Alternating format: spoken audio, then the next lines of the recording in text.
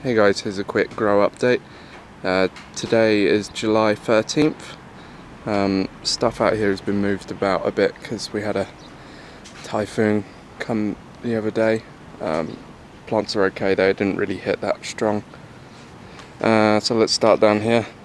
This is the Shima Togarashi, one from Okinawa. I am actually starting to see pods on it now. I'm looking forward to that. This is 7-pot brown, which is just really loaded with pods underneath. There's just tons of them underneath there. Next to it, the 7-pot yellow, which again, plenty of pods under there, and there's some pretty bumpy, scary looking ones too. Here's 7-pot white, which has got some really, they put out some big old pods underneath. Yeah, looking pretty nice actually. And next to it, another 7-pot white. Pods aren't quite as big on this one, but nonetheless it's still got some on there. This is my brown Moruga.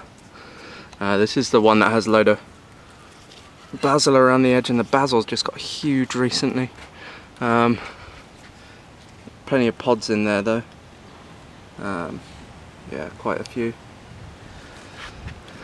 Next to it is the Douglas. Douglas also got basil around the side of it, and it's just absolutely full of pods underneath there. And it's still podding up actually. It's not dropping flowers as much as the other plants, but next is red 7-pot, which I have got a teeny tiny pod there. Next to it are the only two that don't have any pods actually. This is the white boot Jolokia, which is looking a little bit healthier recently, and the Fatali, which has gone through stages of growing and not growing. It looks alright, a little bit yellow. I don't really know what's wrong with it, but hopefully it's going to pick up soon. And next to it here, we've got the Korean, this is the Gochu, and this thing is full of pods as well. A nice big one underneath. I'm looking forward to those ripening up. And over here, this is another brown Moruga, I think. Yeah, this is brown Moruga. It's got quite a few pods underneath. And next to it is the Takanotsume, which is another Japanese one. It's got just tons of pods on it.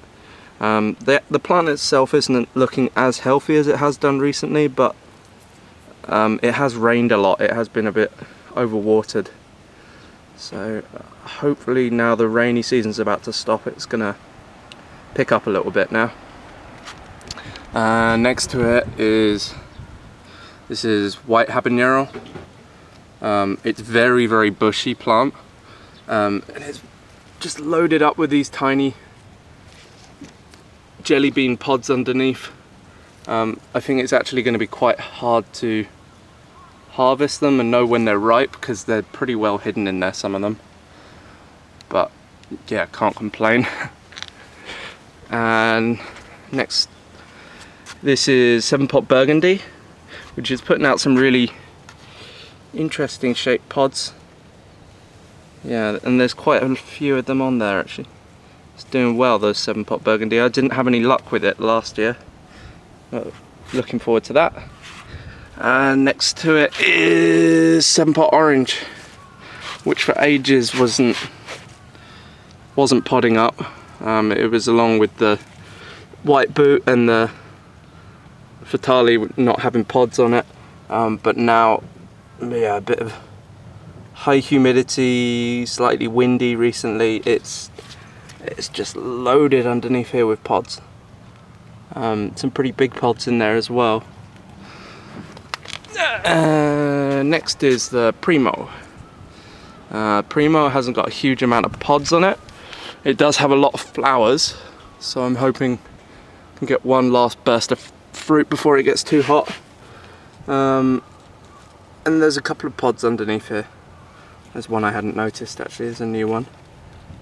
Some wicked looking stingers on them.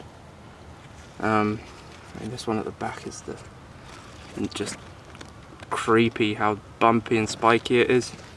And I did notice last night when I was out here with a torch, there's some lacewing eggs growing on the Primo, so yeah, I'm gonna make sure I don't use any neem oil or anything in it and just let the lacewings control bugs for me.